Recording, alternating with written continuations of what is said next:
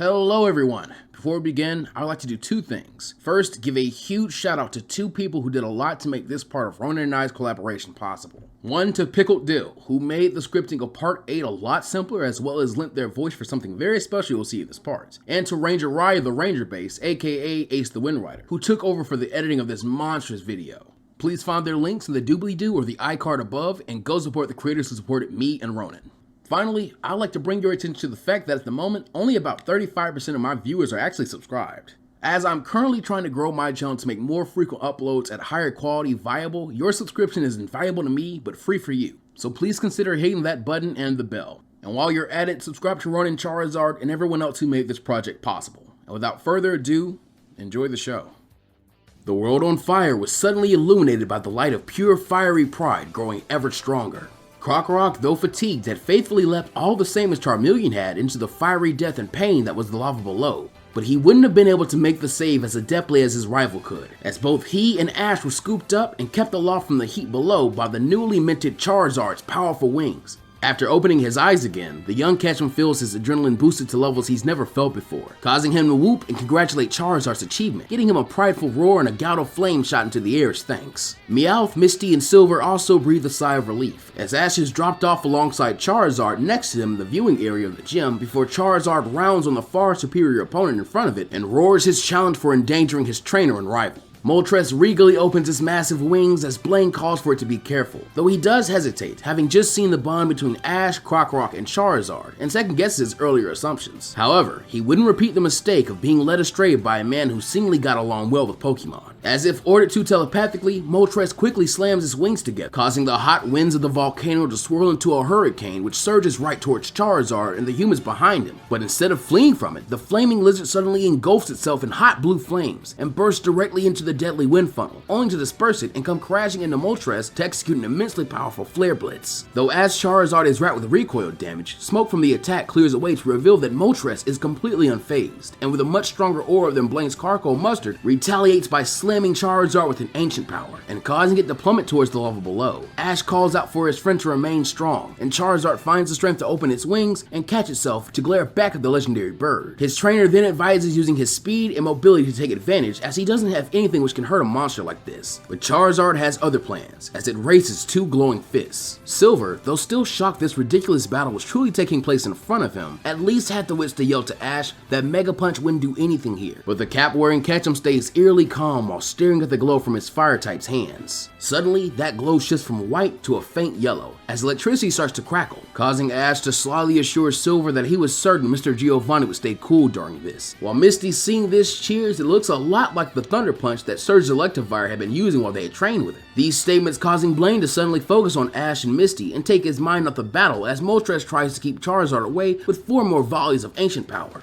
Though Charizard is miraculously able to avoid or destroy them all, allowing him to roughly ram into Moltres once again, fist first, and drive it hard into the volcano's walls. As dust is once again kicked up, Ash cheers, thinking the hit was so massive, there's no way Moltres is still conscious. But to his and Charizard's horror, the embodiment of flame suddenly glows an angry red until his features are obscured, while Blaine orders his friend to finish this with Burn Up. An explosion of fire so intense the human beings present felt their skin dry out and their lips crack painfully goes off point blank in Charizard's face, causing its now smoking body to once again plummet, but this time with no signs of righting itself. Ash, in a panic, fumbles for his friend's Pokeball, but Blaine suddenly asks Moltres to be merciful, and in the next moment, the massive bird moves in a blur to easily catch Charizard on its back, with the same regal grace as before, while Blaine comes to stand beside his companion and pats his side, earning a gentle and loving coo from it. Ash and the rest rush down to the battlefield to help Charizard while demanding answers from Blaine, who holds up his hand and apologizes before stating that he would fill them in. He brings our heroes back nearly a decade in the past and explains that he once found himself acting as the head scientist of Team Rocket, earning shock from all but Silver. The Elder continues specifying that he's by no means proud of his past, as he once again pets Moltres, who happily rests its massive head against Blaine as he regales the trio with the stories of the criminal organization once enslaving Kanto's legendary birds and abusing their power by forcefully fusing them into an abomination that caused ridiculous amounts of destruction. When they had joined Team Rocket's cause, it was at a rough time in the history of their world. Pokemon battles were only just becoming as stable worldwide. as it is currently, is as a means of changing a region's production and economy away from Pokemon for solely war and conquest, and more so the sake of competition and entertainment, contests or showcases. Pokemon as film stars, research assistants, contractors, etc. Most of that hadn't really become popular yet. The boss told them that they would set out to change that for those of the next generations, bit by bit. It was grueling and often heinous work, but most truly believed the boss's goal of improvement of the system. Upon seeing the horrors of greed up close, all of them resolved in their hearts to try and atone for their sins. They fought together against the powerfully evil man and fled with the injured legendaries in their Pokeballs. Blaine didn't feel that revealing the state of the other two birds were owed to the children, but does clarify after its trauma, Moltres decided to stay with Blaine as they developed a strong bond, and so for the past 8 years, they have lived in secret as a family and protected one another, hence his hastiness in assuming that the children may have had nefarious intentions when he saw Silver. Ash and Misty are confused and intrigued, but in general, the duo and even Silver find themselves stunned and unbelieving of the tale, even though there was clear proof right before them. Ash suddenly bows his head low and apologizes deeply to both Blaine and Moltres. He meant no harm whatsoever. He lifts his head and grins brightly to thank them, stating he wasn't sure what it was going to take to give Charmeleon the push to evolve, as it seemed to naturally resist advancing any further after establishing a rivalry with Krokorok. The Desert Croc snorts at this, but even he feels an iota of gratitude that his rival reached a new level against such a fantastic opponent. Blaine and Moltres share a glance before the two smile and thrill in the happiness respectively as Blaine produces a volcano badge from his lab coat and states that Ash has more than earned his badge, and if he ever needed help, they can count on him. Ash is ecstatic to hear this and accepts the badge without protest, before adopting a serious expression and taking Blaine up on his offer by requesting to know something from him. Who in the hell was the Rocket Boss, and what was it that he wanted? Because right now, he wanted nothing more than to crush that guy, declaring confidently that he's sure that's what Mr. Giovanni would do. Blaine looks awkwardly over to Silver, who gives a nod in the negative. It definitely wasn't safe for anyone to go around blabbing about his father's identity without some kind of major deterrent or insurance to ensure that he wouldn't retaliate. Besides, at this point, Silver himself couldn't confidently state where Ash's loyalties and ambition lay, as he had shown both the capacity to be an annoying goody-goody goofball and a dominant and daunting dictator. Blaine sighs, having apparently gleaned this, and smoothly lies that he can't say for sure, but now it was more than likely that Team Rocket had gone through major shifts in management. Meowth leaps back to Ash's shoulder, seeing the opportunity to cover for the boss, and whispers to him that Charizard and Krokorok need medical attention, something he can't argue with. So Ash reiterates his remorse and thankfulness, as he promises to keep Moltres a secret and takes his leave.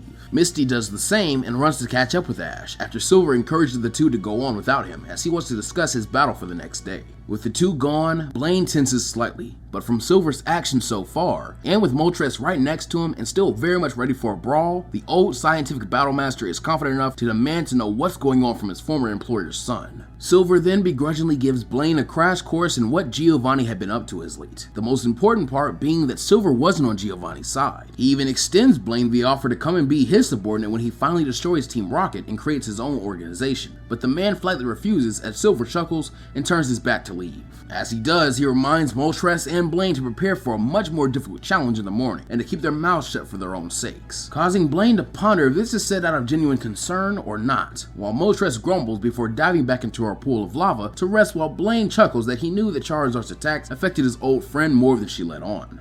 When Silver makes his way back to the Pokemon Center, he finds that Misty and Ash have already gotten their companions to Nurse Joy, and we're currently having an excited conversation about both of their battles over dinner in the cafeteria. As he approaches, Ash nearly says the word Moltres, causing both Misty and Silver to bonk the top of his head, while simultaneously asking if anything Blaine told him stuck or if it was in one ear and out the other as soon as he'd heard it. Ash grumbles as Misty blinks at the echo and greets Silver to ask what he and Blaine spoke of, but he waves it off as just parameters for his battle in the morning, before diverting to ask the two if they would be interested in training with him a little for the night. But both decline, citing being pretty wiped out from all the intensity in the volcano, and even suggest that Silver take it easy as well. But he refuses and argues that he won't push himself too hard, and really just wants to work with Relegator on a few things. Meanwhile, in an undisclosed location, the Team Rocket admins have been gathered in order to check in with the boss. All four seem extremely nervous about this though, and when Giovanni's face pops up on the screen of the room, it becomes all the worse. The boss greets them all, something he usually didn't do, before explaining that the managers involved in their last mission requested to attend the debriefing as well, as suddenly the screen splits between Giovanni and four of their faces. Ariana, Archer, Petrol, and Proton appear, with expressions ranging from smug to irritated. Giovanni then looks down at his tablet and scrolls through it for a few moments before looking up at the screen with a small smile and congratulating his subordinates on a job well done, as he really hadn't expected the SSN mission to go as well as it did. But they would easily make a profit after that little investment of theirs, simply based off all the Pokemon procured. Archer, however, respectfully interrupts this to clarify that the admins really didn't deserve very much of the credit, especially considering that they failed in keeping Giovanni's orders, explaining that they lost a ton of grunts in the Pokemon they'd raised, which definitely wouldn't have happened if Ash, Silver, and Richie weren't on the boat. The boss casually glances directly towards Archer's position in the video conference, before scoffing and proposing that if he or any of the others felt that strongly about it, then he'd be more than in favor of cutting their pay to go towards bail proceeds. But he pointed out that he would also be doing so under their names to protect himself from any suspicion, obviously, lest the organization lose its foundation strong as the very ground itself. This drew silent grimaces from all of the managers and caused Giovanni to smirk slander that they were all greedy cowards with no true conviction, hence their state on the totem pole, reminding them all that this was just business to the terrifying gangster, moonlighting as an upstanding member of society. Grimacing, Archer pleads to know what it is that makes children more fit to lead them. Why wouldn't Giovanni punish those runts and get rid of them? Giovanni immediately answers as calmly as one would speak about the weather, revealing that the children, if raised, would become loyal and useful pawns devoted solely to the goal of those they fond and trust. It was a simple case of efficiency. Why rely on people only interested in half the success of a goal when he can employ those who give their hearts completely towards the ambition of others? He wasn't hiding that he had planned to phase his current workforce out of the organization at some point. He had only been hiding that he pitied the grunts who had been too obsessed with immediate gratification that they found themselves uncaring of it all the same. Suddenly, the managers are booted from the call, upon which all nearly pop a blood vessel out of anger. Giovanni then returns his attention to Butch, Cassidy, Jesse, and James. With a shrewd smirk, he asks the latter two to show the Pokemon they had been collecting while letting Meowth do all the work on their mission. The iconic duo suddenly break out in a cold sweat, remembering the topic had been set aside for dealing with later. That appeared to be now. Out came their 5 current compiled team members: Arbok, Weezing, Growly the Growlithe pup, and Mal, the Alolan variant of Meowth, stolen from Samuel. However, unseen to us so far is the presence of a second regional variant in the possession of James, who had released a Grimer with a strange coloration and a messy looking mouth. Butch immediately squats down to the creature's level, commenting in an impressed manner that James managed to swipe a shiny colored Pokemon from someone, but reminds, as Grimer wasn't the hardest Pokemon to come across, it wasn't that unbelievable, while he pokes the gloopy creature in teasing. Giovanni, however, corrects him just as Grimer nips Butch, making him yelp and pull away. The boss then points out that usually he'd already have seized them from his admins, as they could fetch a decent price in Kanto, but he has decided to let them hang on to them for the next steps of Ash, Richie, and Silver's development, as a door into the meeting room opens, allowing Matari to enter while holding 4 envelopes. Giovanni updates the admins that their surveillance of his charges was hereby terminated, as he would now be working much more hands-on with their recruitment into Team Rocket. In the envelopes were 2 plane tickets to a foreign region each. At every location, he would have a business contact help the 4 Rocket members to catch a team of foreign Pokemon and bolster them. He suspected such things could come in handy considering how powerful and independent they were becoming. This of course meant they'd have checklists to fill out in order to specifically ensure they could subdue the boys if they decided not to cooperate. This was their big shot to prove that they were worthy of their titles. We check back in with our heroes in the midst of Silver's challenge against Blaine the very next day. Misty and Ash supporting their new companion as he and Feraligatr successfully fell the second of Blaine's Pokemon after using his partner's overwhelming speed with Aqua Jet to outpace and overpower Rapidash in exhaustion, and outmaneuver the hulking bulk of Magmortar before putting it down with a full power volley of Aqua Tail and Strike Slashes. Confidently, Silver brags that he'd left Machoke, Murkrow, and Magneton guarding the entrance to the gym, so no one's getting in to see their match, as he demands his own chance at taking on Moltres, to prove once and for all his superiority to Ash. The cap-wearing rival to the red-headed son of Giovanni loudly and annoyedly points out that he thought they moved past this, but Silver tells them to stove it. Working with others for a common goal was one thing, but he would not accept being subordinate or weaker in any relationship he found himself in. Never again. Blaine looks at Silver seriously before sighing and declining this challenge, stating his friend needs to rest and stay out of sight, but offering a consolation in another Pokemon foreign to the Kanto region, one he'd personally been training with to add to his main team after one of his apprentices from the Kalos region gifted him one, calling out a mighty looking bird that announced itself as Talonflame.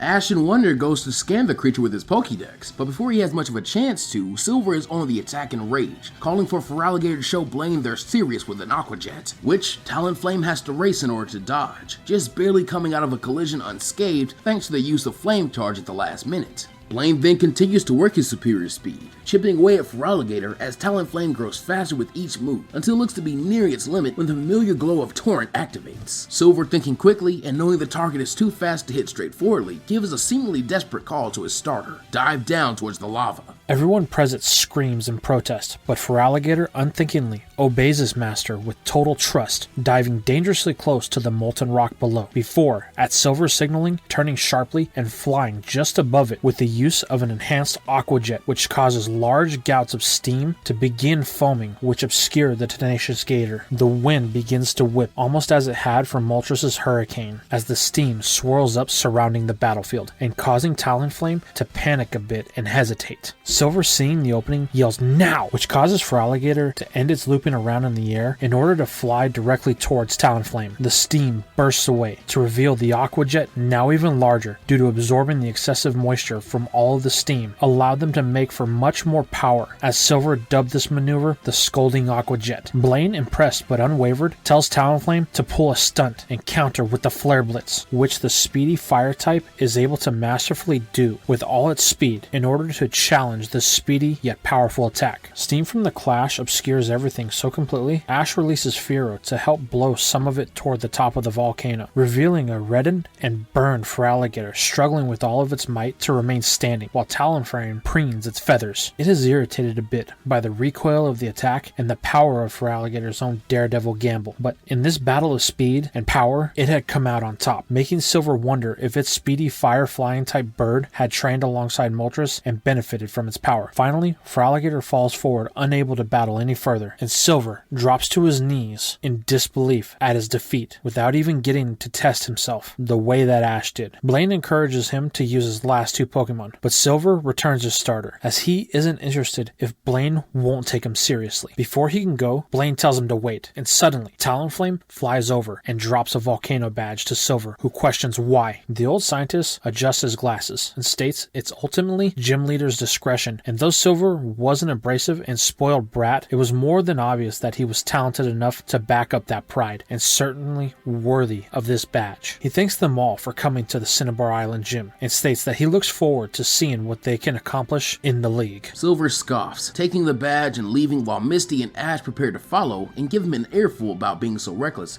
and rude. But Blaine tells the boy to wait, as Talonflame flies over to him as well to give him something, a folded up piece of paper that Meowth is gracious enough to leap up and catch for his trainer, before catching himself on Ash's backpack. He then jumps back to sit on Ash's shoulders as a better perch for both of them to study what it was as he unfolds it, and inside was scribbled a message. Poor Ash has found himself right in the middle of a terrible secret I'll share as a riddle. Try now to solve if you think yourself smart, but to make the job easy, I'll break it into 3 parts. First up is a phrase that is also a letter. You cry when impressed or you wish things were better. You also may say it when unsure or vexed. Have you figured it out? Or shall I go to the next? The second's an appliance. You use it to cook, with a little window perfect for a look. Slower than microwave, but faster than a pot. Wear a mitt when in it, 'cause it's gonna get hot. And now, my friend, we reach the final part. I'm at the end of time, but nowhere in its start. Look for me no further than the beginning of ends, or nestled comfortably in the middle of friends. The answer should be plain by now, I would hope, but if it is not,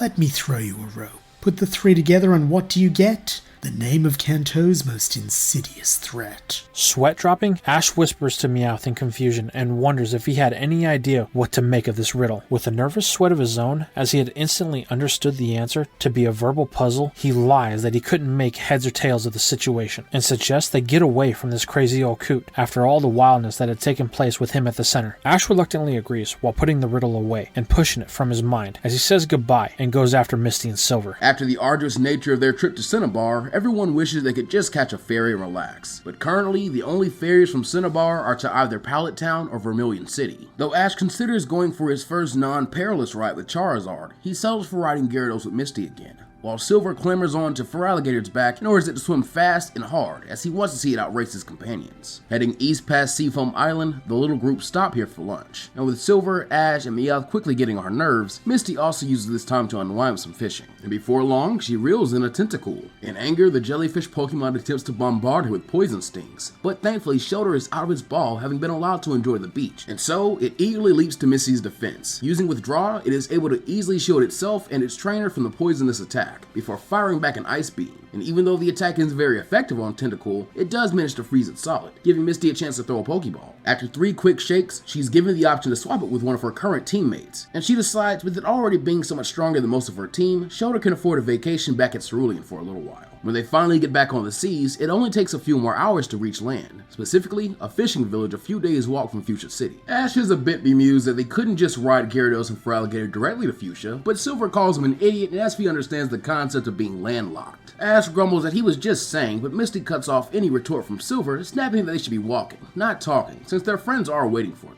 Ash and Silver accept this reasoning, and so the trio begin their trek along the road to Fuchsia City. Night comes sooner than the trio would like, and so they are forced to camp out once again, making do with what they have and causing Ash and Misty to miss Brock all the more. Early the next morning, they get back on the road, and by midday they are footsore and hungry, and with the idea of several more days of the souring their spirits considerably. Thankfully, before being overcome with bitterness, Misty points out something in the distance that looks like civilization. Excitedly, she asks the others if they can see it too, or if it's even real, causing Ash and Meowth to empathetically agree that it is. And that means that it might have real cheeseburgers and milk before going off at top speed with all their weariness forgotten. Misty runs after him, while Silver keeps his own pace. Truthfully, he is as eager as the others to get some real food, but not enough to throw away his dignity. As a result, Ash and Misty reach the outskirts of the city first, but are stopped by a duo in green overalls with a big yellow Y on the front of it, and they demand to know if they're loyal to Yaz or Kaz. Misty irritably retorts that they're not in league with anyone, and just want to visit the Pokemon Center and maybe a local restaurant. But then, most unkindly, one of the green-clad men cuts her off with a buzz that suggests she's answered wrong before looking to his cohort and saying it sounds like something a Kaz gang spy would say. His ally sinisterly concurs and says they ought to teach these two what happens to Kaz gang spies. He then brings out a Golem while his friend, a Hitmonlee. But this doesn't scare Ash or Misty, with Misty even saying she'll handle Golem if Ash wants to take on Hitmonlee. Ash agrees and so chooses Tyrogue, wanting to test his little scrapper against one of its evolved forms, while Misty sends in her Lombre.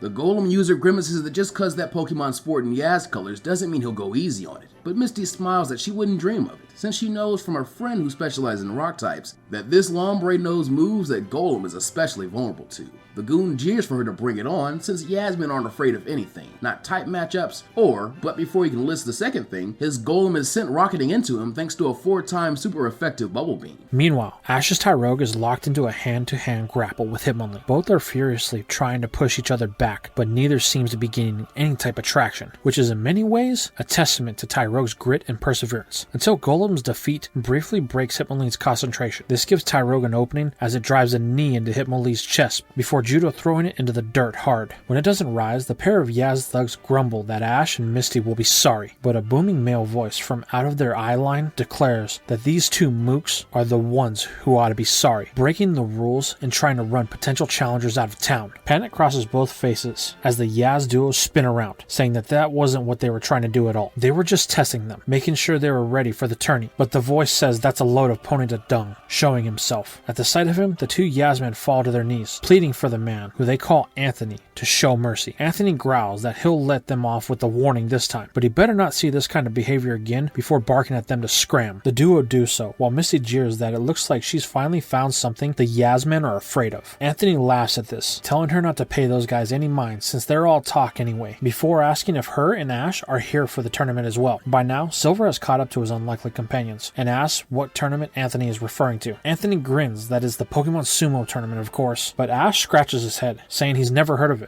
Silver, however, does seem to know it, saying that it's a single elimination tournament between fighting types and other similarly brawny Pokemon. This, at last, catches Ash's attention, and he beams that he and Tyrogue should definitely enter, while Silver smirks that if Ash is entering, then he will as well with Machoke, while Misty chimes in that if it's not exclusively fighting type, then she has a great chance for her and in Poliwhirl. Anthony says he likes this attitude, but warns that they'll be up against stiff competition, since the whole point of the tournament is to settle an old grudge between the Yaz and Kaz gangs, and determine who's going to challenge Koga for the spot of the Fuschia City Gym leader. Misty finds this notion particularly unpalatable, saying she'd hate to have someone like those goons as gym leader colleagues, while Ash jokes that she won't have to worry about it since he and Tyrogue will beat them all. Silver rolls his eyes at this bravado, but Anthony claps him on the back, saying he wishes him all the best, informing them that the tournament begins first thing tomorrow. After this encounter, the trio are finally allowed to go to the local Pokemon Center and have their teams healed while they get lunch. Ash gets his much desired cheeseburger and is now ready to take an afternoon nap, not having a good rest since the night before the finals of the SSN. But Silver calls this a waste of time, declaring that he will train, while Misty shockingly states that she's going to do the same, and so asks if he would want to train with her. Silver coldly refuses, saying he has no interest in training with someone weaker than him, but Misty growls that if he's so certain, then he'll have no problem battling her in Poliwhirl. Silver agrees, but on the condition that if he wins, she has to do something for him. Ash doesn't get to find out what this is, because despite his best efforts, he has fallen asleep in his seat, the fatigue of the recent days catching up to him. When he awakens, it is twilight, and there are no signs of his friends. Yawning, he goes looking for them, and quickly finds Misty training on her own with Poliwhirl. Ash asks how the match went, and Misty tells him that Silver won, but it's okay, since her and Poliwhirl were in sync for the whole battle, and have been practicing a few new tricks. Ash asks to see them, but Misty declines, telling him he'll have to wait for the tournament, since this time she's going to beat him. Ash can understand this, and so the pair clasp hands, both with fire in their eyes. After this, Ash searches high and low for Silver, but can find neither hide nor hair of his rival anywhere. Admittedly, the surrounding area is rather difficult to traverse, and Nurse Joy explains that this is because the Yaz and Kaz gangs routinely wage war in the middle of the street. In fact, she's a little surprised there's no sign of fighting at the moment. Ash wonders if they're all training for the tournament, but Joy doesn't think so. Even this morning, there were still clashes right outside the door, but she expresses relief that things are quiet around here for once. Later, well into the evening, Silver finally makes himself known, swaggering into the Pokemon Center with self-satisfaction coloring his usual surly countenance. Ash and Misty ask where he's been, with neither willing to admit that they were concerned for him being alone here, but Silver coolly replies that it's not like it's any of their business, smugly revealing he was dealing with more scum like the sort who had harassed Ash and Misty in the outskirts of town. He then scowls that he hates people who use their power to stand over others, before stating he was hungry and barging past them towards the cafeteria, while Ash and Misty sigh that they can't believe they were ever worried about the jerk. The next morning, Ash, Meowth, Misty, and Silver head to the center of town, where a giant sumo ring has been erected. Anthony is there too, and running the event, marshaling challengers to congregate to one side and going over the rules with them. Like Silver had said yesterday, each match will be 1v1, assigned by bracket, and any Pokemon capable of wrestling is eligible to enter. A trainer loses if their Pokemon faints, goes outside the ring, or they throw in the towel for them. Anthony then invites the combatants to climb into the ring, and so our trio do so. To their surprise, only 6 people in Yaz Greens climb in with them, the rest all staying in the crowd and giving Silver weary looks. Another 6 people in what the trio can only assume is the blue uniform of the Kaz Gym also clamber onto the stage, with the other members being similarly hesitant in Silver's presence, causing Anthony to scratch his chin a little awkwardly at this poor turnout, and when he can't coax anyone else to join, he agrees to participate himself so he can have an even number of battles. The 16 contenders then each draw lots, with Ash being paired up with Yaz himself, the famed leader of his gang, for the first round. However, before them is Anthony versus the Hitmonlee trainer from yesterday. Anthony chooses a Hitmonchan as his partner, and so it and Hitmonlee lock hands in a traditional sumo grapple. The gong sounds, and Anthony calls for Hitmonchan to use his powerful arms to push Hitmonlee out of the ring. But it seems the other trainer had similar plans with Hitmonlee's legs, telling it to sweep Hitmonchan's feet. At Anthony's cry, Hitmonchan ducks down, catching his blow against his side and locking the leg down. With Hitmonlee pinned, Hitmonchan grips its opponent's knee to avoid any chance of escape and spins, bringing Hitmonlee along for the ride. As it spins helplessly in the air, Hitmonlee's spring-like legs stretch out thanks to the force and speed, so that its torso is soon hanging outside of the ring. Then, as it was throwing a hammer, rather than sumo wrestling, Hitmonchan lets go, sending Hitmonlee flying, landing far outside the ring, definitely out of bounds. Ash gushes that Anthony and Hitmonchan are really strong, before scrambling into the ring with Tyrogue, eager to face Yaz. The green garb man then brings out a Scyther with an evil smirk, commenting that a fighting type is completely ineffectual against a bug flying type, making the outcome of this match and even the tournament a foregone conclusion. However, Ash refuses to accept that, and so, when asked if he'll save them both the time and surrender, retorts that he had been mentored by the greatest gym leader in the region. He's not going to let a thug like Yaz bully him or anyone else. Before Yaz can retort, the gong rings and he decides to let Scyther do the talking, telling it to use Cut. Scyther flies at Tyrogue and begins slashing in all different directions, trying to find a vulnerable point, but Tyrogue manages to dodge each hit with its skillful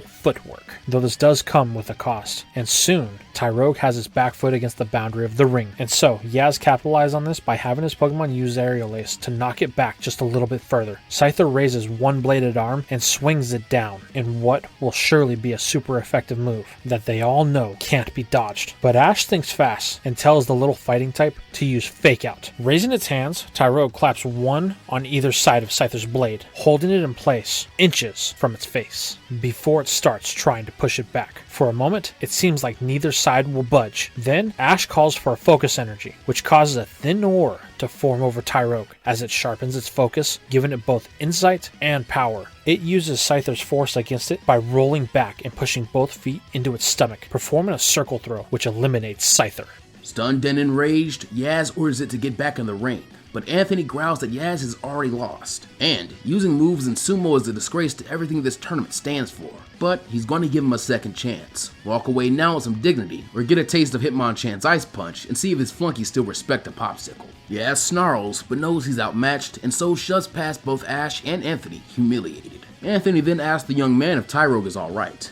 Ash replies that he is, and neither of them are scared of creeps like Yaz, though he does apologize for also using moves at the end there, causing Anthony to pat him on the shoulder and tell him that he likes his gumption and looks forward to facing him in round 2. The next match is a fairly boring slugfest between a Yaz guy and a Kaz girl, and after them, it is Silver's turn. But when the redhead climbs into the ring, his opponent doesn't follow, taking one look at who his opponent is and forfeiting, not even staying to watch the rest of the matches as he runs away. Smirking, Silver exits the ring to stand next to Ash once again, where Meowth whispers to him, wondering what he did to earn such fear, but the boss's kid angrily whispers for the cat to shut it, causing Meowth to stick his tongue out at him and do just that. That brings the first bracket off to a close, and so they move right on to the second bracket, with Misty having the honor of starting things off against Kaz. The young water specialist brings out Poliwhirl, and Ash cheers loudly for his former teammate as it takes his place in his corner. Meanwhile, Kaz chooses his Electabuzz, sneering that if Misty thinks her Tadpole can stand up to his electric type, then she's in for a shock. Misty of course isn't worried though, and can't help but brag as she says that she knows how to counter electric types, having trained under Lieutenant Surge himself. Kaz doesn't believe her at first, but the look in her eye and memory of how poorly cheating went for Yaz drains his confidence very quickly, and suddenly he returns Electabuzz and coolly says that a good boss doesn't waste time on weaklings, so he can just leave this to the gang, as his goons sweat drop at the implication that any of them are stronger than their leader. The rest of the second bracket is more Yaz and Kaz goons, and soon it is time for the second round, with the first match being Ash and Tyrogue versus Anthony and Hitmonchan. Both trainers want this to be a good and fair match, so their Pokemon take the initial Sumo grapple, and then at the sound of the gong, begin to push. However, here the advantage is clearly with the larger and stronger Hitmonchan, and so Tyrogue is forced to dig his heels in and lean to the side to throw Hitmonchan's center of gravity off. This works beautifully, and Hitmonchan goes stumbling forward dangerously close to the edge, filling Ash with hope as he tells Tyrogue to push Hitmonchan out. Tyrogue leaps into action and gives Hitmonchan a shove with all its might, but this lacks the force necessary to get the job done. And so, Anthony calls for a retaliatory haymaker. Quick as a flash, Hitmonchan spins around and drives its fist hard into Tyrogue's stomach, to which the little fighting type has no defense, and this sends it flying towards a brick wall. But Ash, however, leaps out to catch his friend, with Meowth jumping off his shoulder, and so takes the brunt of the impact instead, first from Tyrogue crashing into him, and then his back hitting the wall. Wincing, he barely hears the gong ringing in his disqualification, as Misty runs over to check on him and Tyrogue, and so does Anthony, while offering him a hand back to his feet.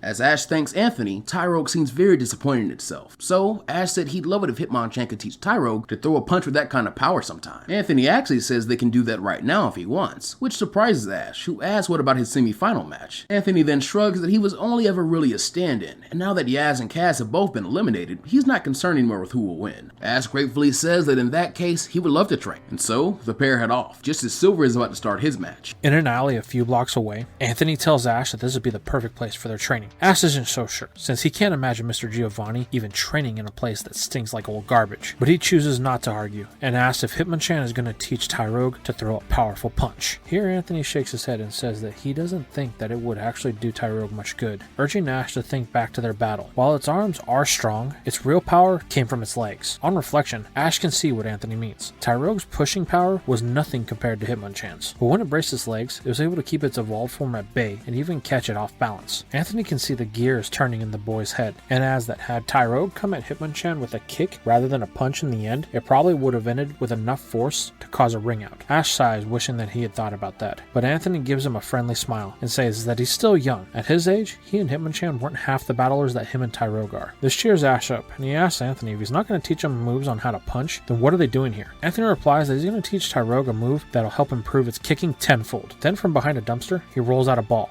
Ash looks a little baffled by this, so Anthony decides to demonstrate, telling Tyrogue to stand at the other end of the alley and kick the ball to Hitmonchan. Tyrogue nods, and so when Hitmonchan spikes it with a powerful punch, the little fighting type spins and delivers a roundhouse kick which strikes true, sending it flying back towards its evolved form. However, though it does travel a significant distance, it's not enough to span the entire alleyway like Hitmonchan's punch did, causing it to hit the ground and roll the rest of the way. Tyrogue is down, but Anthony and Ash both tell it for its first try it was quite impressive, before urging it to try again. Tyrogue flashes them a thumbs up, and so this time, when the ball comes at it kicks it with all of its might, sending the ball high into the air and far over all of their heads. As Hitmonchan runs off to find the ball, Anthony tells Tyrogue that this time its power was good, but it also needs control, and a secret to a good kick or punch is finding a balance between the two. Tyrogue nods, and so for the third attempt, it tries to balance the two opposing forces. However, even on its third try, it doesn't quite succeed, nor does it on its fourth, fifth, 10th, 20th, or even its 50th try. No matter what it does, Tyrogue always finds itself lacking in either power or control, and it's starting to frustrate it. However, from their perspective, both Ash and Anthony can see something that Tyrogue can't, that with each attempt, it's getting progressively closer, and so they remain hopeful that it's only a matter of time that Tyrogue will manage the perfect kick. Wanting to encourage it further, Ash brings out the rest of his Pokemon, and they all cheer on Tyrogue as it continues to push itself, refining its kick little by little. At one point, Psyduck tries to join in, but due to having no legs, all it achieves is the ball in the face. As Ash and the other Pokemon go to check on it, the boy says that maybe it's time for a break,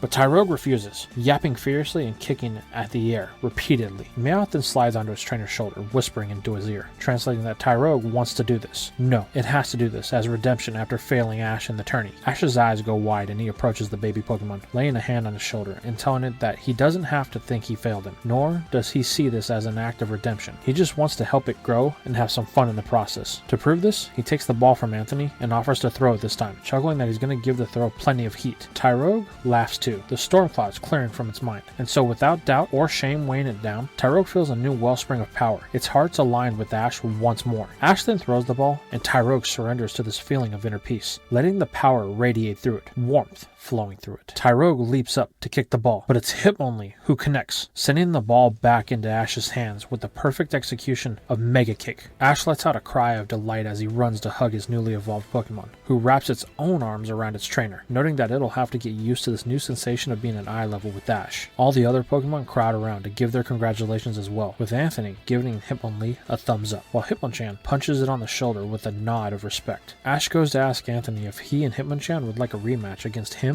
and Hitmonlee, but that exact moment, Nurse Joy comes skidding around the corner, out of breath but with urgency in her eyes. The two trainers run up and ask her if she's alright, and Joy replies that she's been looking everywhere for Anthony since it's time for the final round, and as the MC, it's his job to preside over it. Anthony guiltily admits that he probably should have been there watching all along, but he couldn't resist helping a champ in the making. Joy scolds that the only champ in the making he should be thinking about right now are one of the kids in the ring. Anthony gives a nod and hangs his head in shame, following Nurse Joy, with Ash and his Pokemon on their heels. Back at the Sumo ring, Ash isn't too shocked to see that the two finalists are none other than Misty and Silver. Anthony then gives a pre-written speech about the hard work these two have put in to get here, but for its efforts earns plenty of side-eye from both combatants, as he really hadn't seen them battle. Not wanting to dig himself an even deeper hole, the muscular boxer wraps up early and so tells the pair to start their match before jumping out of the ring. Misty, as expected, chooses Poliwhirl, while Silver shocks Ash once more by showing that his Macho has evolved into a Machamp. Oddly enough, the sight of the four-armed Pokemon makes the remaining members of the Yaz and Kaz gyms who hadn't left after their leaders were defeated flinch. But Ash isn't watching them. His eyes are on Poliwhirl,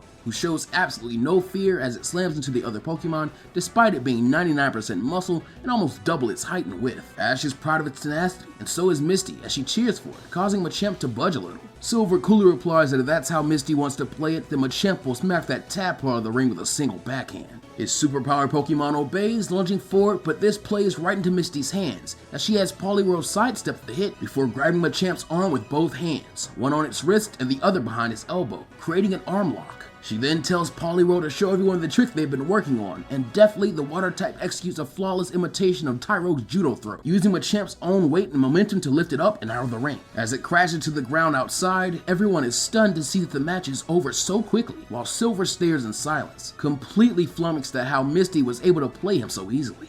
In a voice that hovers between respect and cold fury, Silver asks if Misty intended to beat him this way from the start, but she replies that she intended to way earlier than the start of this match. She planned for this back when he made her help evolve Machoke as payment for beating her in yesterday's training battle.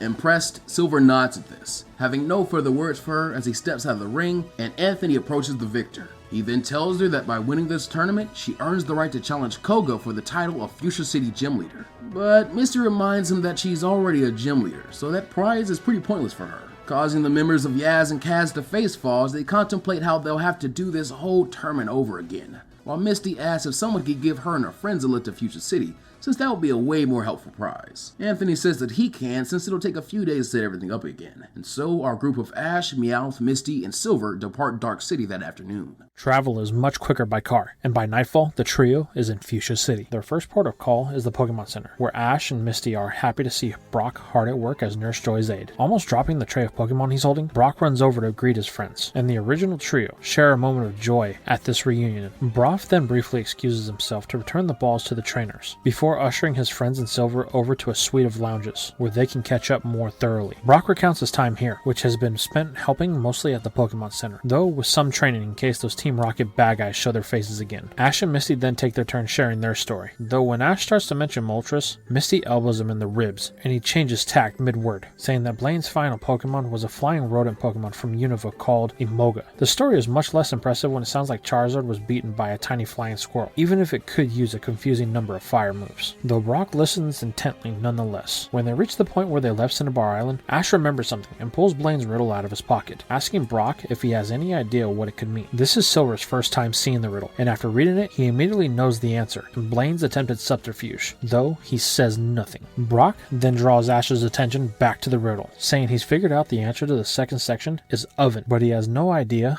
about the first or the third. Ash sighs. That old man Blaine must have really been off his rocker if he believed the biggest threat facing Kanto right now is some sort of evil oven. Meowth encourages this line of thinking, whispering that honestly, Blaine seemed to be a little bit senile to him. Misty spots this and so remembers that Brock hasn't heard the other news, informing him that Ash's Meowth can talk. Brock laughs, thinking Misty's playing a prank on him, but when Ash gives the feline a nod, Meowth dispels this illusion by sticking out a paw and calling, "Nice to meet you." This almost makes Brock fall out of his chair, while now it's Ash and Misty's turn to laugh. When he has recovered, Brock states that this is incredible, since it could have countless implications for human and Pokemon relations moving forward, and begins pestering Meowth with questions such as whether he was born with the ability or learned it, whether he knows any other Pokemon that can speak, or whether he believes that he could teach others. Finally, the Scratch Cat gets a bit fed up with all of this, and so tells the others that he's going to bed, secretly sliding Ash's Pokedex out of his pocket as he goes. When he is alone, he presses a series of buttons on the Pokedex to input a secret code, and at once the screen reads, "Transmitting mode activated." This is a secret function Giovanni installed of all the Pokedex of the three of his proteges, designed for just such a time like this. And as the text fades away from the screen, Giovanni's face appears, ready to receive Meowth's report. The next morning, Ash and Misty make preparations to challenge the Fuchsia Gym, but Brock tells him that as far as he knows, there isn't any gym in town. Ash asks how this is possible, and Brock replies that before he left, Gary told him that the gym is run by ninjas, so their hideout is somewhere in the surrounding woods. Misty sulks that this is just plain inconsiderate, but Brock shrugs, saying that he at least has a vague idea of the gym's location since Gary left through the northwest gate. Ash and Co do likewise, finding that the woodlands around this area are slightly thin compared to the surrounding area, which Brock suggests means that a lot of people pass through here, giving credence to their hunch that this is the way to the gym. Following this subtle path, the trio are able to find a seemingly deserted mansion in the middle of the woods, and looking for an entrance, they instead find Silver, who greets them with an almost bored, "So you're here too." Brock asks if he's here for a gym battle as well, while Ash scowls that Silver should have waited for them so they could come here together. Silver doesn't reply to this, instead pointing out the entrance and saying they should proceed with caution since ninjas supposedly love to lay traps. A tad miffed at being ignored, Ash in his overconfidence doesn't heed this and immediately steps on a Voltorb trap. As our hero twitches on the floor, the other three step over him while Meowth jokes that it's shocking something like that didn't happen sooner as he begins to drag Ash along. When Ash is back on his feet, they keep moving further into the maze of corridors that make up the mansion. Thanks to Meowth's larger and more sensitive ears, he quickly tells the others that he hears something moving in the walls. Misty shrugs that it's probably just a Rattata, but Meowth scoffs that it had to be a pretty huge Rattata, then points to one of the wall panels. The four humans rush over to have a listen, but the wall is actually a secret door, and so their combined weight against it causes the door to swing back and comedically strike the person behind it. As a figure staggers out into the corridor clutching his face, Ash gasps in recognition, saying that he's that samurai guy that he and Gary met in Viridian Forest, while everyone else looks at each other in confusion, having not been Ash's companions at that point. The injured boy straightens up and confirms that it is him, the one and only samurai, though nowadays he's acting as a ninja in service of Daimyo Koga. Apprentice ninja? A girl's voice cuts in with heavy emphasis on the first word as she steps out from behind the hidden door with much more grace than her comrade, scolding him that he still has a long way to go in concealing his movements. Samurai shoots back at the girl apparently named Janine that it was only by accident that they found him, but a deep and rumbling male voice sonorously chides that the cause is irrelevant. What matters is that he failed. Ash, Meowth, and Brock jump when they turn around and see the speaker standing directly behind them, having approached the main corridor and come right into their personal space completely undetected. Samurai and Janine both humbly bow at the man's words, with Samurai addressing him as Daimyo Koga once again and apologizing for his failure. Koga then turns his attention to his four guests, asking if they are lost travelers or whether they have come to this place with a purpose. Ash then declares that their purpose is to challenge him for a gym badge, and Koga raises an eyebrow, asking if all four of them are gym challengers, while eyeing Silver with particular hesitance and distrust. Brock shakes his head, saying that he isn't, and Koga states that in that case he has an idea. During a business trip to the Paseo region, he discovered a new style of battle in which two sides made of three trainers all battle at once. And so, if it would be amenable to them, he suggests they use this format to allow all three challengers to have a chance at winning a badge at the same time, as it would also allow him to do a bit of on-the-job training with his students. Ash, Misty, and Silver all look at each other, having come to be familiar with each other's styles over their journey together. And so, Misty agrees. Koga nods approvingly, and so tells Samurai and the girl who he addressed as Janine that he will be taking point, and he expects them to battle their hardest. Samurai thanks Koga profusely for the chance to fight at his side, but Koga silences him with a hand before gesturing for everyone to follow him. Koga leads the group to a carefully cultivated garden at the back of the manor, with a koi pond. Sitting here is none other than Richie, who greets the foursome warmly when he sees all of them together. Ash runs over to Richie and asks if he's already beaten Koga and the others. Richie explains that his match was just a normal style battle, and with Dune, it was easier than it should have been, to the point to where he almost feels like he didn't deserve to win, since it was typing more than skill that clinched the match in his favor. Ash says he understands, but assures his rival that he's a good trainer, and even without typing, would have won. Richie thanks Ash and asks if he could stay and watch his match, to which Ash agrees, saying it will be a Paseo style battle. Richie, it seems, is just as unfamiliar as this as Ash, so they both look back to Koga to explain the rules. Koga explains that each of the trainers is allowed 2 Pokemon, but may only use 1 at a time, and the battle only ends when all 6 on one side's Pokemon are defeated. If a trainer loses both of their Pokemon, then they are out, though they may stay to provide support to their allies. And in the case of the challengers, if 1 or more of them are victorious, all 3 of them will receive a badge. Everyone nods their understanding, and so Koga calls for them to ready themselves, since it's time to battle. He then brings out his first Pokemon, which is Crobat, with Janine and Samurai following suit, respectively choosing Ariados and Excelgor. Ash chooses his Fearow, and is delighted when it is unmistakably his, having deduced that with 2 of the opponents being partial bug types, this will give him a clear advantage, while allowing for aerial mobility as a countermeasure to Crobat. Silver seems to be thinking along the same lines, bringing out his Magneton, while Misty chooses to give all-around type coverage with her Starmie. Together, the Challenger trio make a formidable fighting force, and are so given the first move, with Ash and Silver both having their Pokemon target the biggest threat, that being Koga's Crobat. However, since Ash has his Fearow getting close with an Aerial Ace, while Silver attacks from a distance with a Discharge, Fearow is hit with the attack. So are all 3 of the gym leader's Pokemon, which normally would be a praiseworthy feat. But due to Ash's unresolved anger around the Fearow mix-up on the SS and some simmering resentment towards Silver around him seemingly ditching the rest of them to challenge the gym alone, he rounds on the boy and demands to know which side he is on. Silver scoffs that it'll be the losing side unless Ash starts battling with his head, then directs Magneton to repeat its prior attack, giving Ash a cool look, which the hothead interprets as a challenge to do better. Meanwhile, Misty has been battling quite intelligently, firing a volley of Psy Beams at Ariados, who the boys have seemingly forgot about. This keeps Janine's Pokemon busy, having to dodge the super effective psychic moves. But with no one covering Excelgor, it comes in for a surprise attack on Magneton.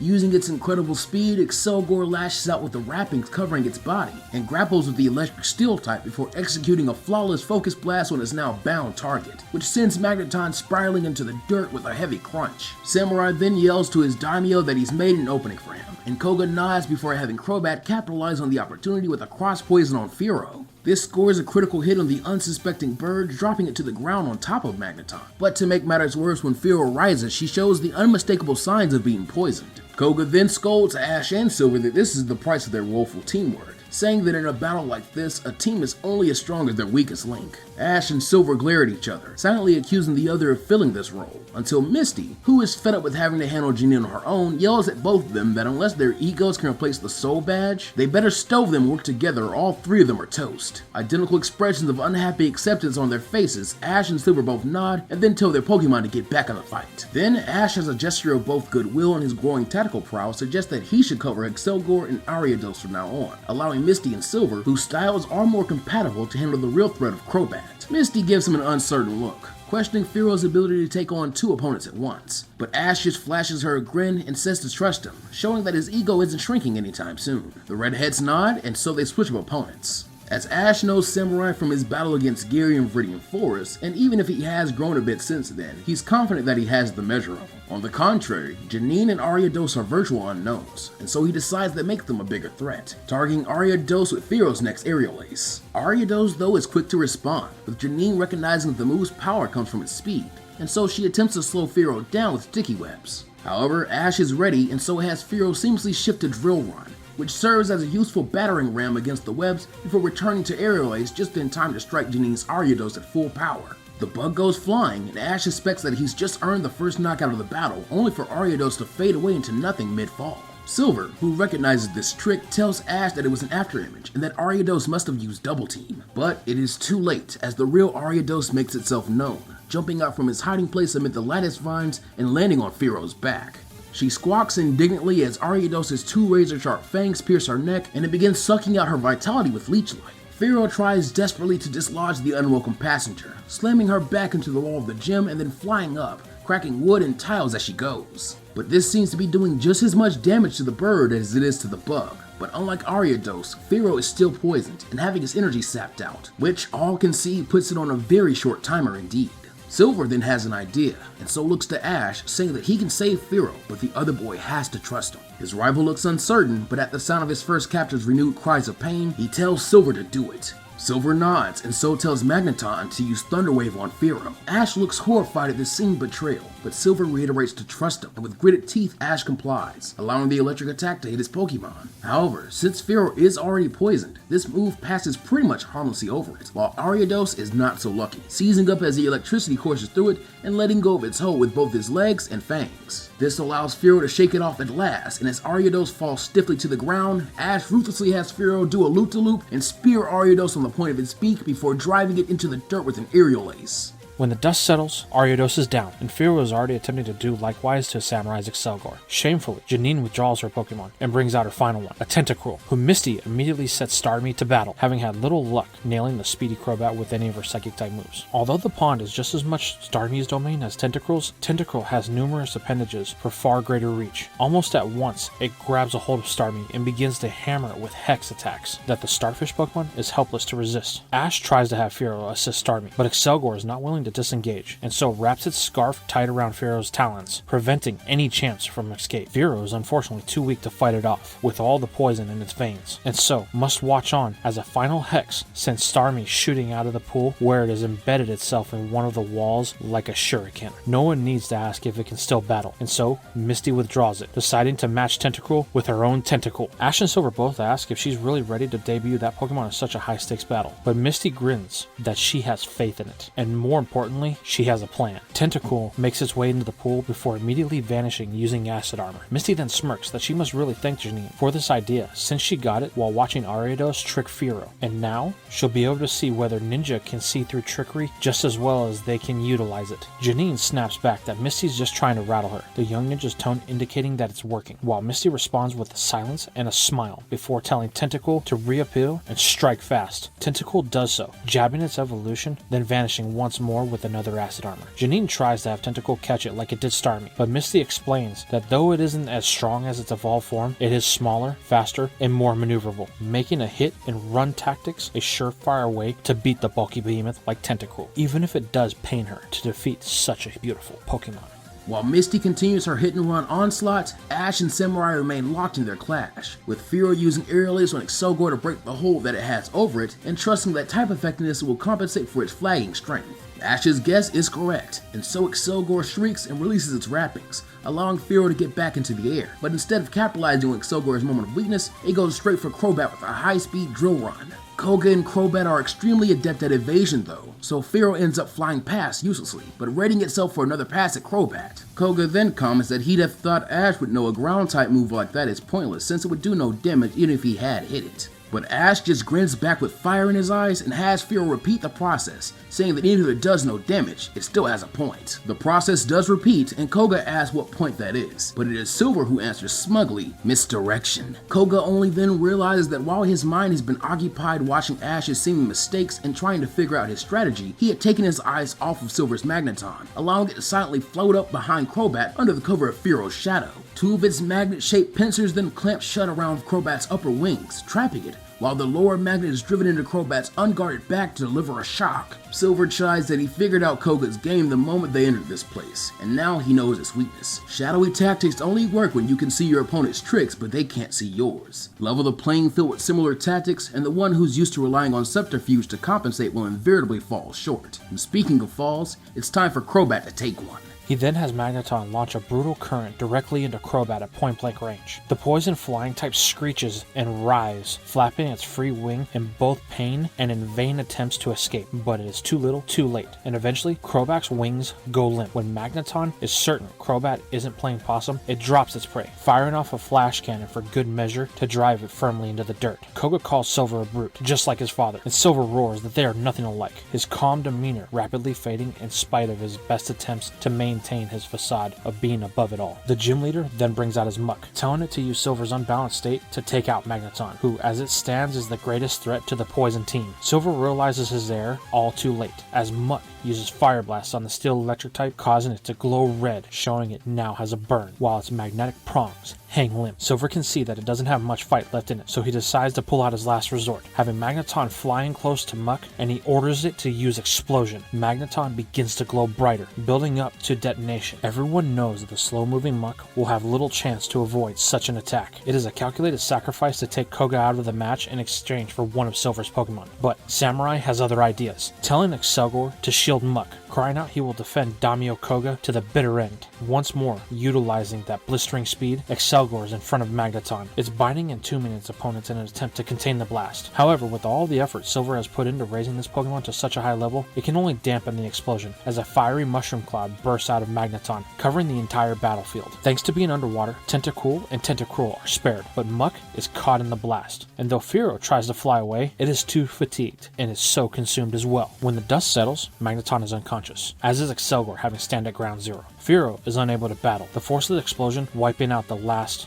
bastions of its strength, while Muck is splattered across the ground and walls. Richie has to wipe some of Muck out of his eyes, as he yells to Silver that next time he'd appreciate the heads up before a powerful move like that, while Brock smiles that his trusty frying pan also worked as a makeshift shield in this instance, keeping his face nice and clean, even if his clothes are a bit mucked up. As the pieces of Muck slowly reconstitute themselves, indicating that Koga isn't out of the battle yet, Ash, Silver, and Samurai all bring out their final Pokemon. For Silver, it's his Haunter, who cackles mischievously and juggles its own eyes in an attempt to make everyone laugh, while Samurai brings out Pinsir. Ash knows Pinsir from his and Samurai's first encounter, and seeing that giant vice on its head gives Ash a cunning idea. Trying to hide a devilish grin of his own, he chooses Psyduck, which makes Misty's face fall before demanding if Ash had lost his mind, pinning all of their hopes on that dim-witted Psyduck. Ash laughs that he knows what he's doing, and playfully accuses Misty of not trusting him. Misty shouts back that after making this call, no one with a half-brain would trust him, while Psyduck cocks its head head in a look of bewilderment. When Muck is all back in one sludgy place, it bellows ferociously, and Ash can't help but be impressed that this thing endured an explosion and came back still eager to fight. He then looks to his companions, Misty still engaged in an aquatic duel with Janine, and Silver giving Koga a death stare for his prior comment. And so tells them to go back to the old 1v1 strategy and he'll handle Pinsir. The others look at him, but on his assurance that this is part of a strategy, they both nod and set about their assigned tasks. Ash then locks eyes with Samurai and says that he and Psyduck are gonna beat its Pinsir just like Gary did, before telling the water type to run in and use Scratch. Trusting its trainer in training, the Dunk lets out a cry and runs towards Pinsir, its arms flailing wildly until it makes contact. The Scratch then tinks off of Pinsir's hard exoskeleton, and Samurai guffaws that if that's how Ash thinks he's going to win, he's in for a really big surprise. He then has Pinsir use a vice grip.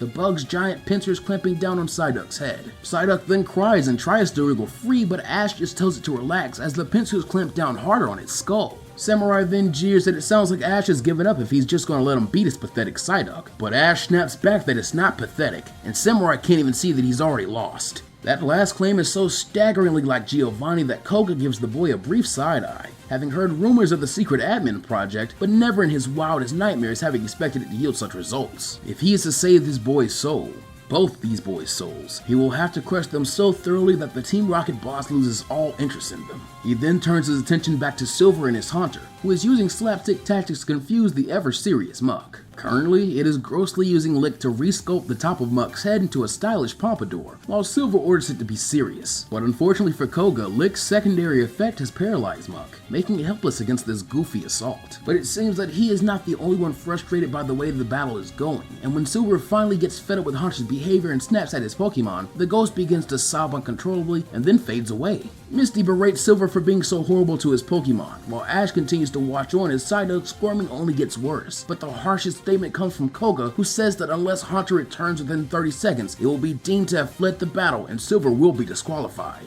Silver is aghast, but Misty continues to rebuke, saying that it's time that he learned his lesson, repeating that he has to treat his Pokemon with love or else they'll abandon him sooner or later. Silver growls that they wouldn't dare, ordering Haunter to come back right now. However, this yields no response, and Koga begins his countdown while a muscle twitches in Silver's jaw. Ash joins in now, saying Silver can't just demand things like that, and urges the boy to tell Haunter how much he's needed. Maybe then it'll come back. He then looks his rival in the eye and tells him to trust him, just as he trusted Silver before. For a moment, the two boys' eyes meet. Then Silver humps, crossing his arms and turning his back to his teammates, too proud to beg. Silver allows the countdown to reach 0 without another word, then states he's going to find his Haunter. As he walks away, Richie pulls out a hand to stop his one-time traveling companion, but Silver slaps it aside, his eyes set squarely on the door. This puts a damper on Ash, Misty, Richie, and Brock's moods, but this is not the worst of things for the former two, as now that Muck is no longer engaged in a battle with Haunter, it slithers over to the pond and begins pumping in noxious sludge. Though this does very little actual damage to the water poison type inside, it does turn the water a brackish ooze, and in doing so, turns Tentacle's pristine camouflage into a bright blue beacon. Seeing that the jig is up, Misty has Tentacle drop the acid armor for the last time, and uses Tentacles to try and slap away Tentacles which are now shooting toward it. However, 2 spinely Tentacles are too much for the dozens at Tentacle's disposal, and so before long, it's grappled, just like Starmie was. However, all is not lost, as Misty orders Tentacle to use Bubble Beam on the rocks lining the rim of the pool. Tentacle obeys, having to quickly come and respect the up-and-coming water Pokemon master, managing to dislodge several stones which begin to fall all around them. Soil from the banks begin to do the same, turning into a sticky mud, coating Tentacle, getting in its eyes and enraging it. Tentacle uses this moment of distraction to slip away, just as a trio of heavy stones strike Tentacle on the head and drive it into the side of the pool before it begins to float up to the top, unconscious. Tentacle then rises to the surface as well, ready to provide aid however it can, only to remember too late that Muck is there as it cops a face full of mud thanks to his super effective mud slap. And after the strain of that frantic battle, this saps the last of Tentacle's strength, and it peacefully falls into unconsciousness, proud that it was at least able to get one win for its trainer and over its evolved form.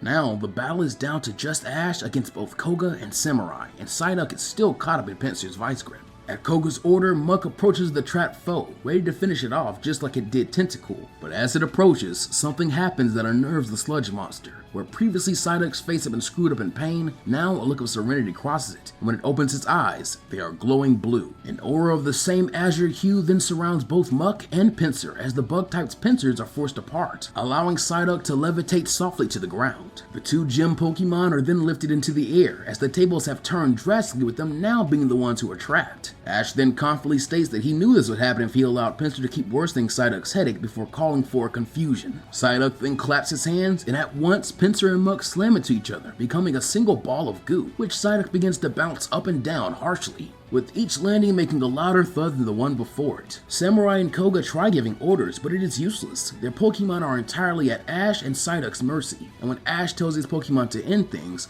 Psyduck throws his arms out wide, causing the two Pokemon to split apart, with Muck splatting onto the ceiling while Pinsir crashes into the floor of the gym. Both Pokemon are clearly unconscious as the glow fades from Psyduck's eyes, and it looks up at his trainer baffled. Koga and Samurai both withdraw their Pokemon, accepting their defeat, though Koga is unable to resist a final barb. As he approaches Ash and Misty to give them their badges, the gym leader sees that Giovanni truly found a perfect successor in Ash. He is charismatic, strong-willed, but utterly remorseless in the pursuit of his goals. He then coldly gestures at Psyduck, where the lingering marks of Pinsir's vice grip still dot its head like a crown, its meaning clear. Ash flares up at this, asking who Koga thinks he is saying such things about Mr. Giovanni, and calling his mentor a great man. This makes Koga chuckle without any hint of mirth, and he asks if Ash would still say that if he knew Giovanni was the head of the villainous Team Rocket. Ash without hesitation calls this a lie, saying when he first met Mr. Giovanni he was saving Viridian City from a rampaging Rhyhorn. He can't be one of those awful thieves. Koga weighs his response carefully, but Samurai doesn't indulge in the same luxury, barking at Ash that how dare he call Daimyo Koga a liar. Ash then retorts that he'll call anyone who slanders his mentor a liar, even fellow gym leaders.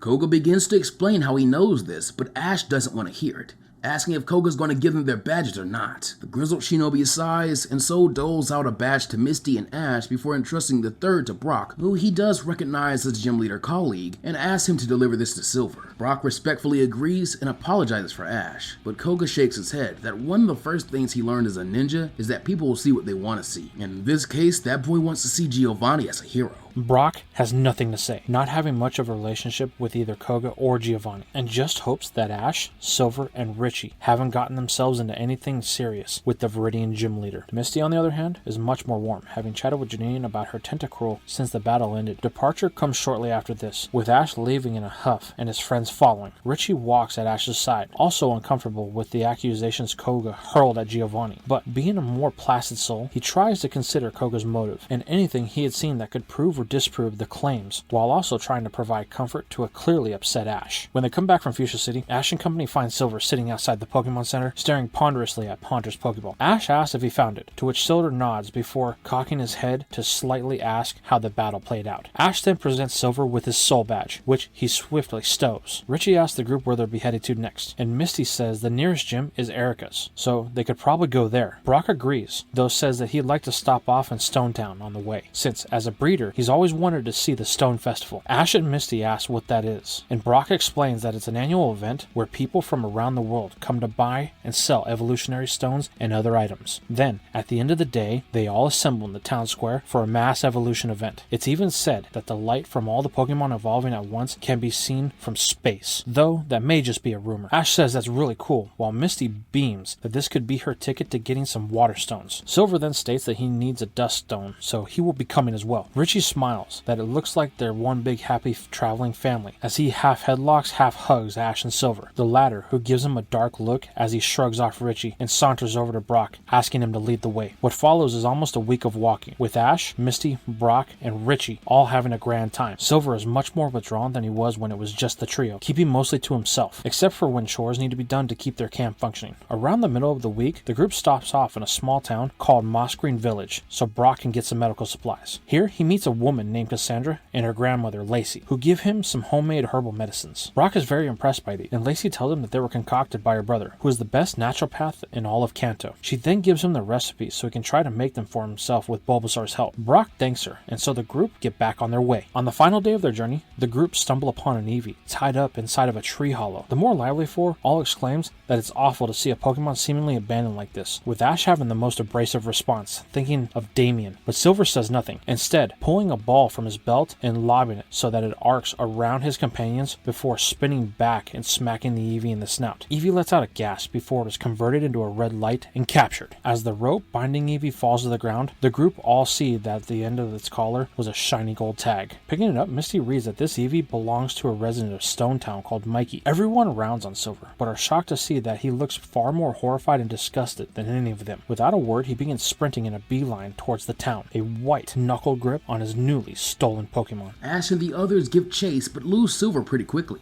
and so return to the main road, arriving in Stone Town 15 minutes later. As promised, there is a large banner over the entrance to the town square reading Stone Festival. They are then approached by a group of men in funny hats with frog-like faces on them who greet them and call themselves the Knights of the Eaststones, and introduce themselves as the sponsors of the event. Ash asks if they saw a boy matching Silver's description, and fortunately the Knights are able to point them in the right direction. When they find Silver, he is talking to a young boy who is cradling an Eevee to his chest, so overjoyed that he actually gives the redhead a hug, much to his discomfort. When he sees Ash and Co., Silver explains that this is Mikey, and he has returned Eevee to him, settling the matter from the woods. But Mikey protests that he still hasn't given Silver a reward, offering some to his friends as well. An obnoxious voice then chimes in that they should accept Mikey's offer, since their family can't be seen being stingy, offering to give each of them a stone as a way of saying thank you. The group look in the direction of the voice and see a trio of boys around their age who Mikey introduces as his big brothers, Rainer, Pyro, and Sparky. The older brothers then order the guests to bring out all their Pokemon so they can see what stones they might need.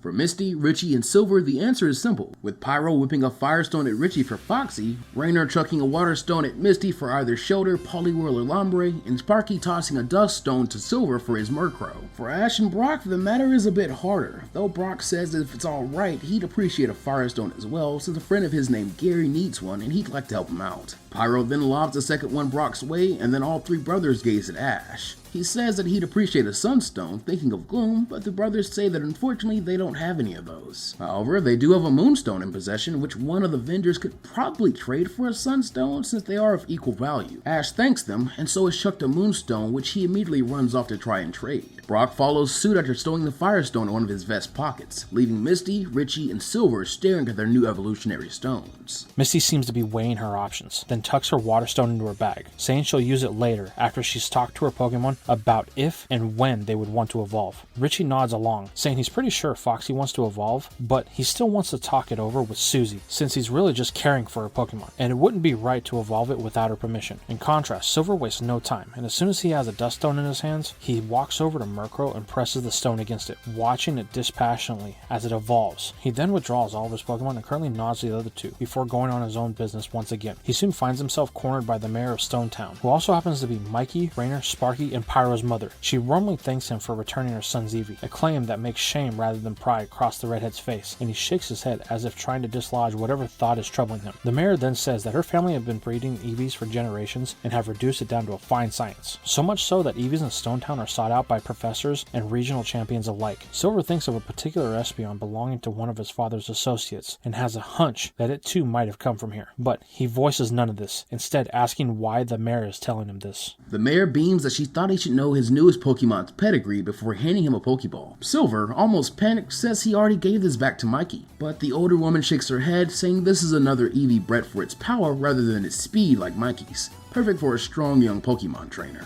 Silver understands at last, and so nods his understanding, clipping the ball to his belt and finally being allowed to leave. Meanwhile, Ash has run up and down the square searching for any vendor with a Sunstone. Most are forced to tell the boy that they don't have one due to their exceptional rarity, while the one place that does have one refuses to trade for a Moonstone, asserting that as a non-native evolutionary stone, it is worth at least 2 Moonstones, causing Meowth to whisper that if Ash really wants him to, he could always swipe it when the vendor's back is turned, since it would also be a good way to make things up to Gloom, saying that he still feels terrible about what he did. Ash shoots this down at once, saying 2 wrongs don't make a right, that they'll just have to find another way to get a Sunstone.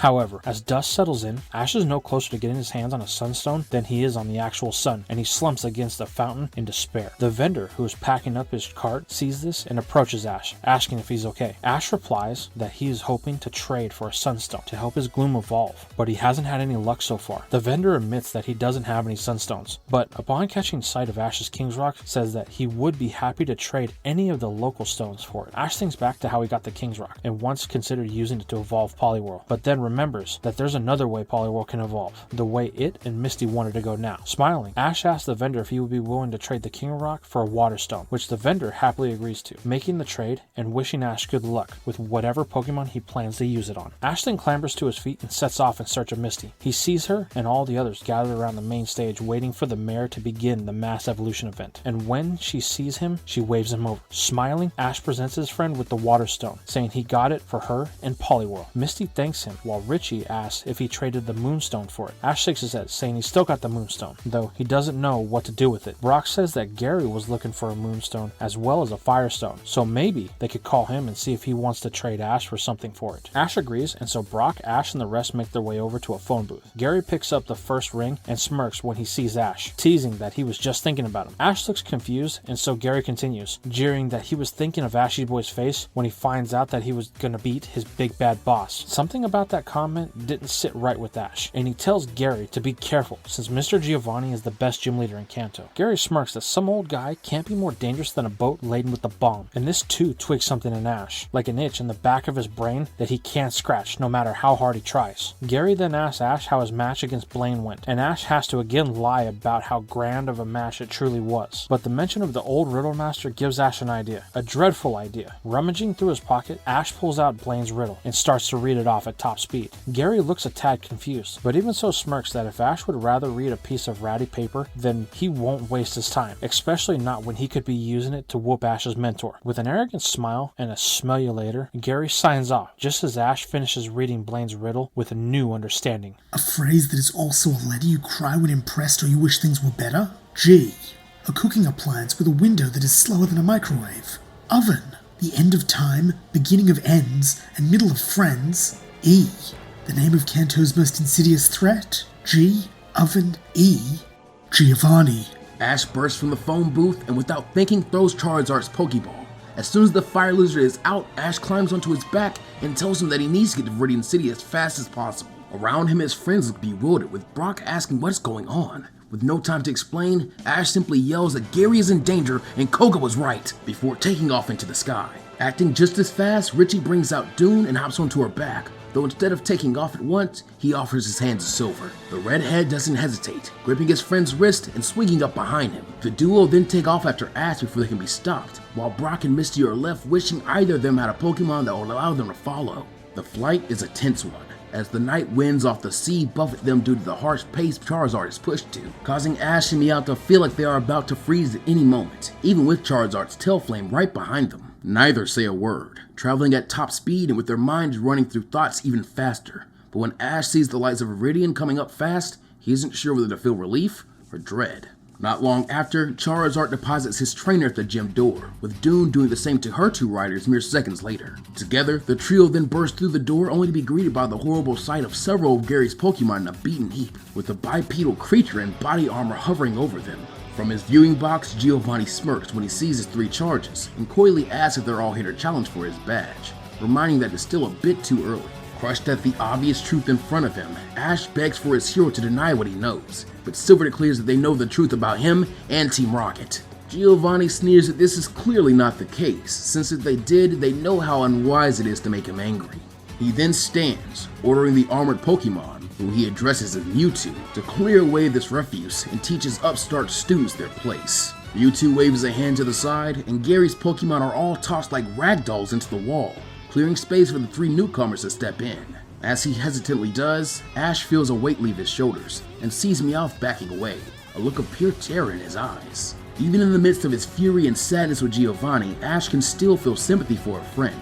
And so while Richie and Silver hurl more accusations at Giovanni, Ash kneels down and tells Meowth not to be afraid. Since even if this Mewtwo is unfamiliar and strong, they're not going to stop until they've made Giovanni pay for his crimes. He then gives the Scratch Cat a reassuring smile while patting his head, and promises that they're all going to be just fine, before taking his place at Silver and Richie's sides. Gary also rises to join them, and so the four boys square off against the mechanical menace, with Ash, Silver, and Richie bringing out their starters, while Gary chooses his Blastoise. The boys then call for their strongest attacks, and so a hail of stones, water, and dragonic energy surge toward Mewtwo, but the armored beast simply raises its hand, and the attacks stop dead in their tracks. With the flick of its wrist, the moves blast back at their users. The water portion does immense damage to Krokorok and and even more to Blastoise, with Silver and Richie having to counterattack without their allies. Silver has for Alligator try Aqua Jet, but this is diverted into a wall by Mewtwo, yet even psychic powers can't stop sound. A fact Mewtwo learns when Dune uses Bug Buzz. The metal monstrosity claps his hands over its ears, and Richie calls out that he's pretty sure this thing is a psychic type, so they should aim to use moves that are super effective against psychic type Pokemon. He then orders a second Bug Buzz. Though Mewtwo can't stop sound waves, it can cut them off at the source, a fact which everyone becomes aware of when Mewtwo makes a fist and simultaneously kinetically tightens around Dune's throat, crushing its trachea and cutting off its line of attack. As Richie calls to his partner, Ash and Gary attempt to tag team attack. Blastoise uses Skull Bash, while Krokorok uses Foul Play. This culminates in the two powerhouses charging headlong at Mewtwo before the psychic type lazily hurls them into the side of the gym. Krokorok looks up at Ash when it sees him come over. This human has been kind to it, taking it places that it had never been before, away from him. It then looks up at Giovanni, cackling maniacally, and dark rage swells within it. It will not allow this man to make it feel weak any longer. And so, as it rises to its feet, full of resolve, while white life engulfs it, as whatever mental blocks had held it off its evolution is smashed through. Krokorok's body begins to glow and broaden, its scales darken. When it is fully standing again, Crocodile bellows out its fury. It then kicks off with its powerful new legs, flying past Ash and even managing to slam into Mewtwo before the psychic type can ready a defense. The pair hit the ground, but Crocodile is ferocious and pins its opponent down as fast as a fist covered in dark energy smashes into the metallic face, cracking the visor, revealing a humanoid eye. The pupil constricts in shock and possibly fear. Crocodile then raises its fist to smack down again, but stops as a sound it knows well chills it to the core. The sound is a fairly innocent one, the clang of Giovanni's knuckles against the brass railing of his viewing box, but it is clearly having a negative impact on Crocodile. So drastic is the shift that the newly evolved Pokemon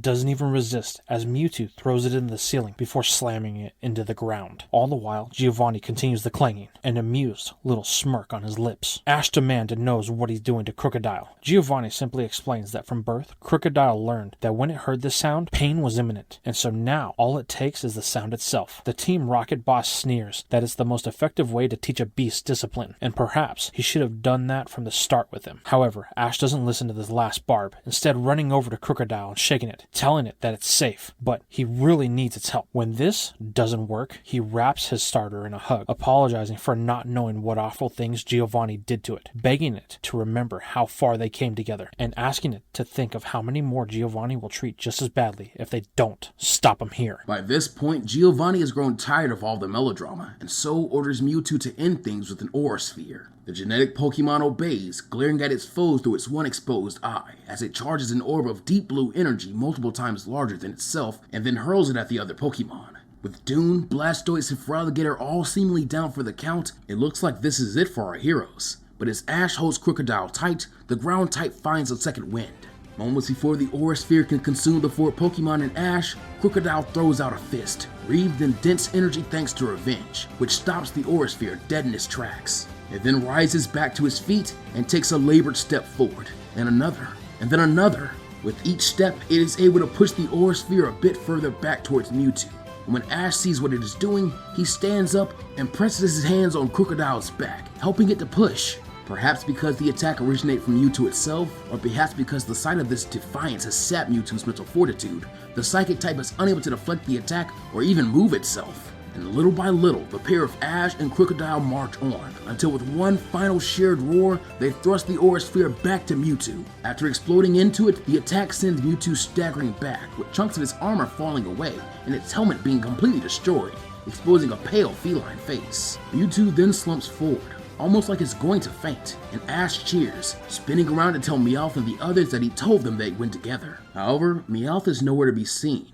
All Ash can see is his friends lying unconscious on top of their Pokemon. He then feels a faint thump, followed by seconds later the sensation of his legs giving out. When he hits the ground, Ash sees Meowth looking over him with something almost like pity, as Giovanni steps down and pats the scratched cat on the head like he had only moments before. As unconsciousness fights to take him, Ash gives Meowth an accusatory look, and in response, the normal type sighs. Sorry, kid. Guess you ain't the top cat after all. But that, Plus Ultra Fam and Ronin Clan, is where we'll be leaving this story off for right now.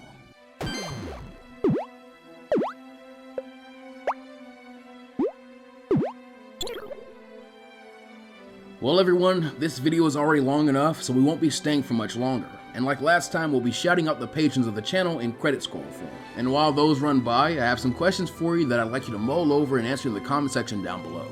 How do you feel about these last 2 parts in general? Were you surprised by 3 whole evolutions for Ash's team in this part, or any of the catches Silver or Misty had? What do you think that Giovanni is planning? And why hasn't Mewtwo rebelled as it did in the original canon? And though I'm sure you've all seen Meowth's betrayal coming, Ronin and I are curious how it hit you. But that does it for now. So as always, do the usual YouTube stuff, remember to go beyond plus ultra, and we'll see you guys next time.